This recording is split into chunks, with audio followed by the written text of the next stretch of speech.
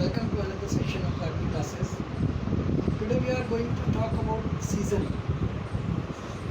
We are very much concerned about selection of plants.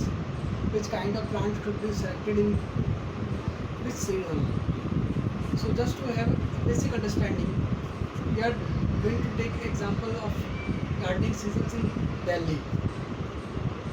जैसे कि आप देख रहे हैं कि गार्डनिंग सीज़न जो है किस किस टाइप के प्लांट्स को आप किस किस सीज़न में लगा सकते हैं, वो हमने कोशिश करी है उसको समझने में एग्जांपल लेकर के दिल्ली लोकेशन का। तो दिल्ली में आमतौर पे हम गार्डनिंग में 3 सीजन्स कंसिडर करते हैं, एक spring season, summer season, autumn season. Spring season normally जब हम बात करें तो फर्स्ट फोर्टनाइट ऑफ फेब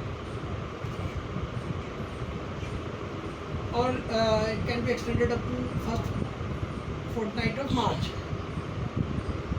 यानी फरवरी की शुरुआत से लेकर मार्च के मिड होने तक भी आप जिन प्लांट्स को लगा सकते हैं उनमें फूलों की अगर हम बात करते हैं तो we have an example of पोर्टुलेका।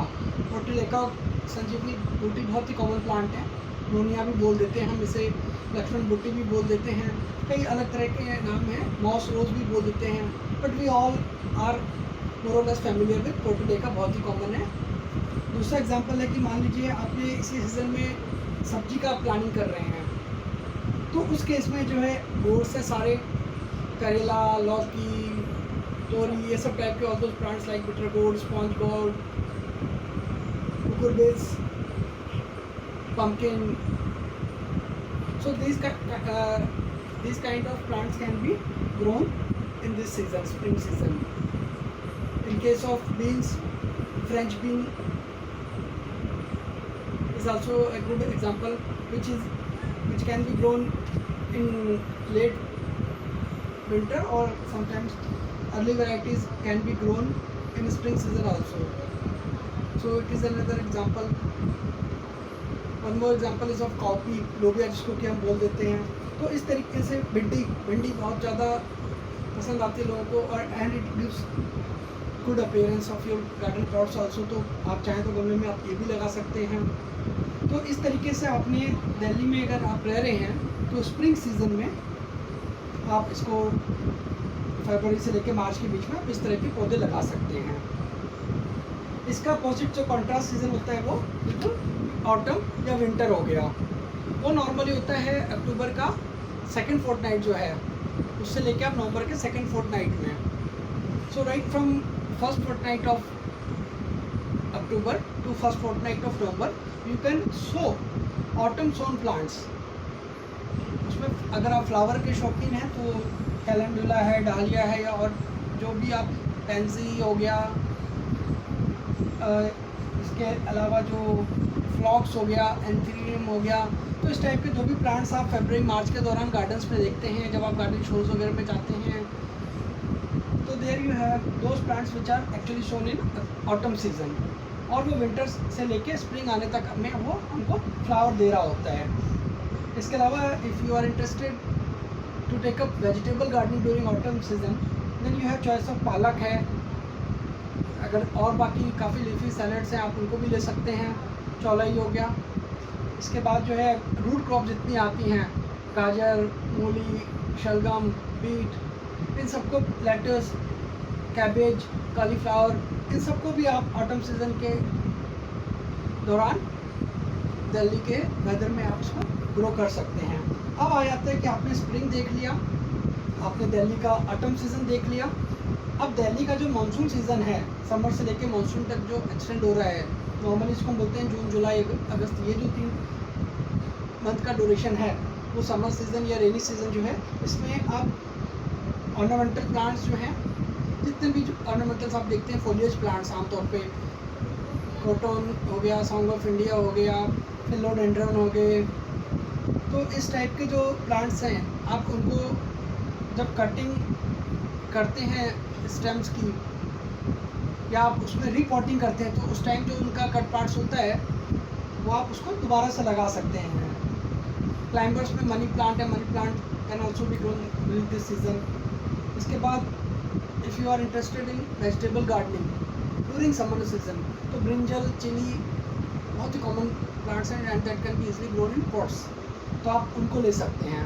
तो इस तरीके से गार्डनिंग आप कहीं पे भी कर रहे हैं, just try to get information about that particular area where we are located, और उस लोकेशन के हिसाब से जो उसके वेदर क्लाइमेटिक कंडीशंस होते हैं, you have to categorise your garden plan, whatever kinds of plants you are interested in, you have to categorize them into seasons and accordingly you can plan your gardening. So thank you for this session, see you soon, thank you so much. नमस्कार। आपको आजकल जो ये trend है काफ़ी पसंद आ रहा होगा कि हम प्लांट्स को जो है गिफ्ट करने लग गए हैं। इस टाइप के छोटे छोटे सिरेमिक कंटेनर्स या प्लास्टिक कंटेनर्स में आप देखेंगे कि कई बार आप कहीं फंक्शन में या और कई ओकेजन्स पे हम या तो इस टाइप के प्लांट्स को हम गिफ्ट करते हैं, लिविंग प्लांट्स को, या आर्टिफिशियल भी करते हैं। परंतु वही है कि लाइफ जब तक है प्लांट में और आप उसे खुद से केयर करते हैं, उसे ग्रो करते हैं, तो वो आपको अपना एक अलग ही एक्सपीरियंस देगा, इंस्टेड कि आप किसी प्लास्टिक के पॉट को रख के अपने घर की डेकोरेशन बनाएं। तो इस टाइप के कंटेनर्स जो हैं ये डेकोरेशंस तो वहीं आपके घर की, प्लस साथ में आपका गार्डनिंग जो हॉबी है उसको भी आप उसको बहुत अच्छे से आप उसको एक्सपीरियंस कर सकते हैं। तो ये जो आप पौधा देख रहे हैं ये इंडोर प्लांट है, और इंडोर प्लांट्स अगर आपके पास हैं तो घर को तो प्योरीफाई करता ही है, आपकी जो ऑर्नामेंटल गार्डनिंग है उसको एक अच्छा फीचर देता है। तो इस तरह के जो प्लांट्स हैं आप देख रहे हैं कि आमतौर पे ये जो प्लांट है हम इसे सिंगोनियम बोलते हैं। जो कॉमन सिंगोनियम आपने पार्क में देखे होंगे, पेड़ों के नीचे जो वहाँ पे ये ग्राउंड कवर बना देते हैं पब्लिक गार्डन्स में, वो सिंपल इसका सिंगोनियम का स्पीसीज, इसको हम सिंगोनियम पोडोफाइलम भी कह देते हैं। तो इसमें बहुत तरह की वैरायटीज़ आती हैं। ये जो आप वैरायटीज़ टाइम पे देख रहे हैं जिसमें कि हल्का हल्का सा आप देखेंगे जो हमारा यहाँ पे वेन्स है, इसमें रेडिश टर्न कलर का हो रहा है धीरे धीरे जैसे वो प्लांट जब ग्रो कर रहा होता है। तो इस टाइप के प्लांट जो है आमतौर पे इनकी जो वैरायटीज़ होती है इसमें या तो आपको ग्रीन वाला कॉमन सिंगोनियम होता है जो कि आमतौर पे हम आउटडोर गार्डनिंग में यूज़ करते हैं। इंडोर में हम ये सिंगोनियम की ये जो स्पीसीज है इसमें आप देखेंगे कि जो लीव जो हैं वो एरो की तरह होता है, तो इनको नॉर्मली हम सिंगोनियम एरो रूट भी कह देते हैं या सिंगोनियम रेड एरो रूट भी कह देते हैं। तो इस टाइप के कई वैरायटीज़ हैं सिंगोनियम की जिसको आप इंडोर प्लांट की तरह यूज़ कर सकते हैं। कई बार क्या होता है कि हम सिंगोनियम को कैलेडियम के साथ कंफ्यूज कर जाते हैं।